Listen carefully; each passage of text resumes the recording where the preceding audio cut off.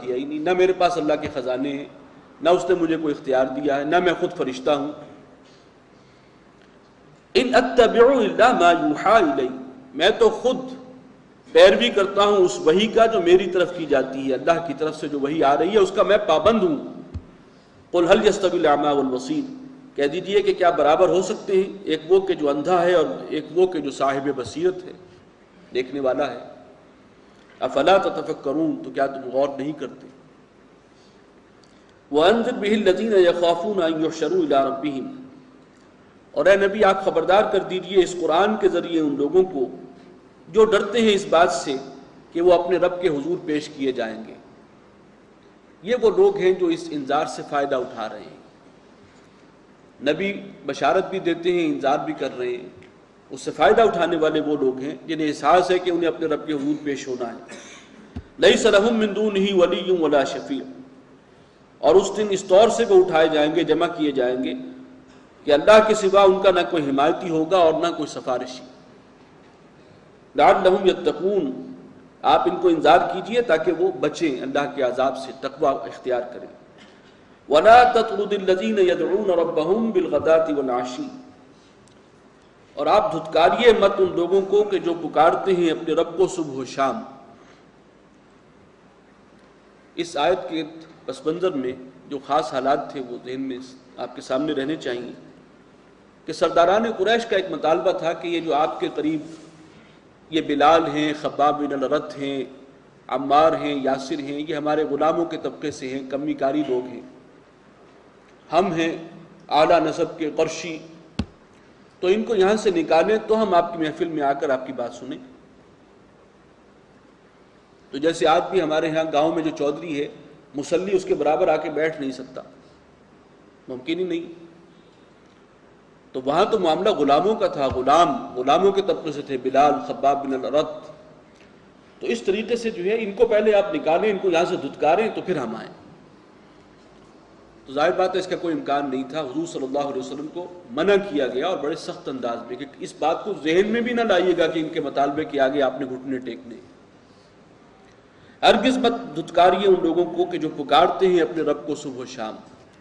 اس میں بھی جو الفاظ میں سختی ہے یہ انہی کے لیے ہے کہ جو مطالبہ کر رہے تھے کہ تم ذہن سے خیال نکال دو کہ ایسا ہو سکتا ہے۔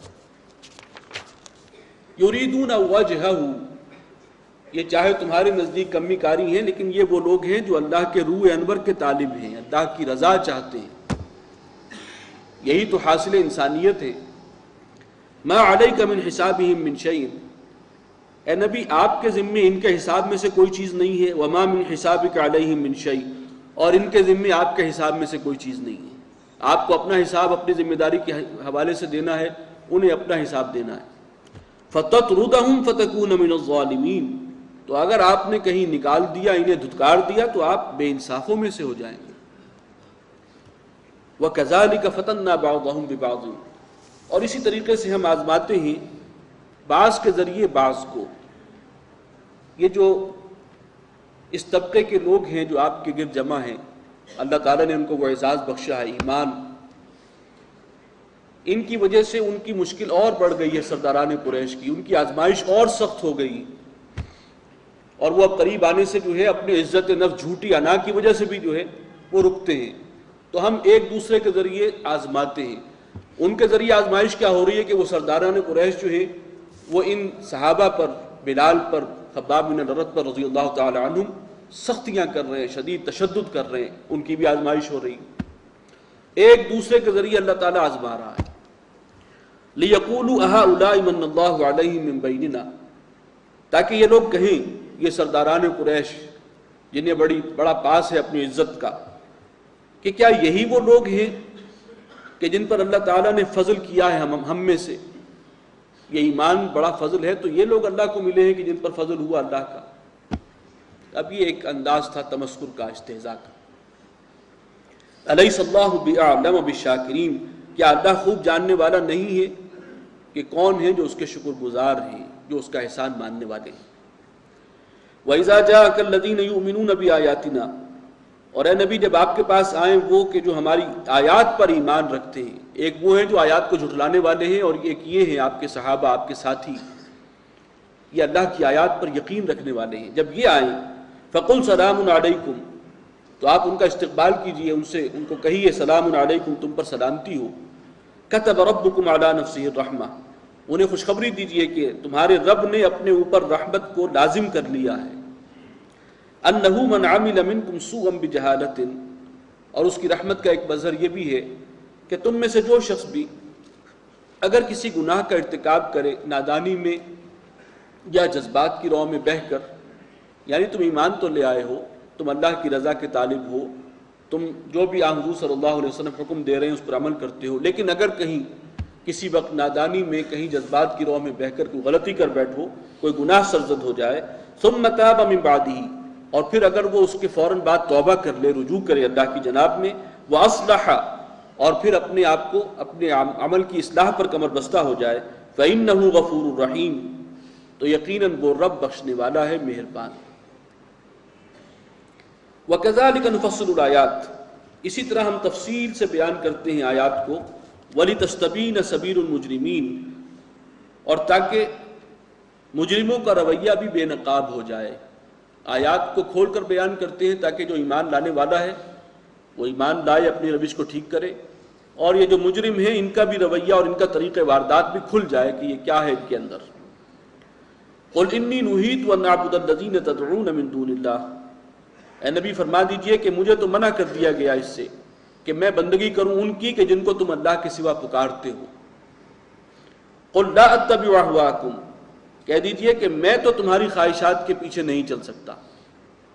قَدْ ضَلَلْتُ إِذًا، اگر کہیں میں نے ایسا کیا تو میں بھی گمراہ ٹھہروں گا، میں بھی راہ حق سے بھٹک جاؤں گا.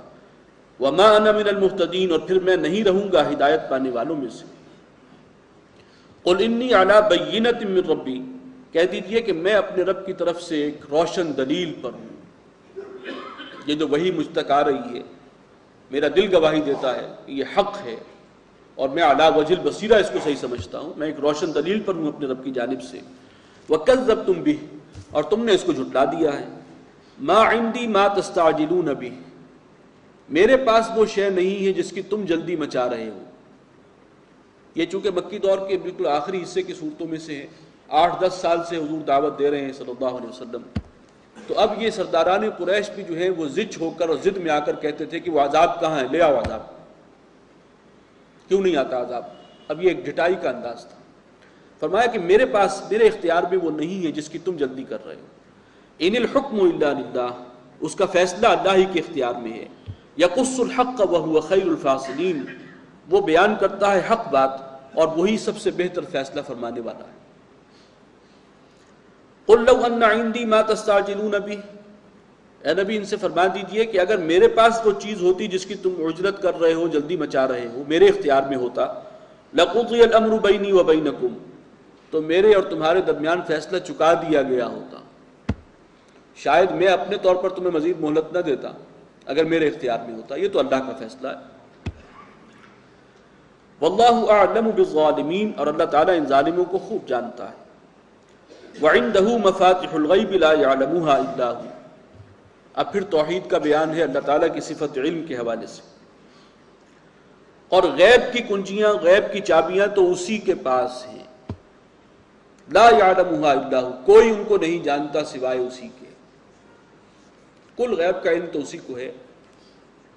ہاں اپنے بندوں میں سے جس کو وہ رسول بناتا ہے اسے جتنا چاہتا ہے غیب میں سے حصہ عطا کر دیتا ہے، لیکن چابی اسی کے پاس ہے، اختیار اسی کے پاس ہے. اور کل غیب کا جاننے والا وہی ہے. وَيَعْلَمُ مَا فِي الْبَرِّ وَالْبَحْرِ، وہ جانتا ہے جو کچھ کے بر و بحر میں ہے، جو خشکی میں اور سمندر میں جو کچھ بھی ہے وہ اس کے علم میں ہے. یہاں تک کہ وَمَا تَسْقُطُ مِن وَرَقَةٍ إِلَّا يَعْلَمُهَا، درخت سے ایک پتا نہیں گرتا مگر اس کے علم میں ہے. وَلَا حَبَّةٍ فِي ظُلُمَاتِ الْأَرْضِ، اور زمین میں کوئی دانہ نہیں گرتا. جیسے درخت اپنے بیج جھاڑتا ہے تو وہ گرتے ہیں دانے، جو دانہ بھی زمین میں گرتا ہے اور زمین کی تاریکیوں میں دفن ہوتا ہے وہ سب اس کے علم میں. وَلَا رَطْبٍ وَلَا يَابِسٍ إِلَّا فِي كِتَابٍ مُبِينٍ، اور نہ کوئی ہری چیز اور نہ کوئی خشک چیز، یعنی خشک و تر سب کا علم اسی کے پاس ہے، اور ہر چیز جو ہے ایک کتاب مبین میں درج ہے. اور یہ کتاب مبین اللہ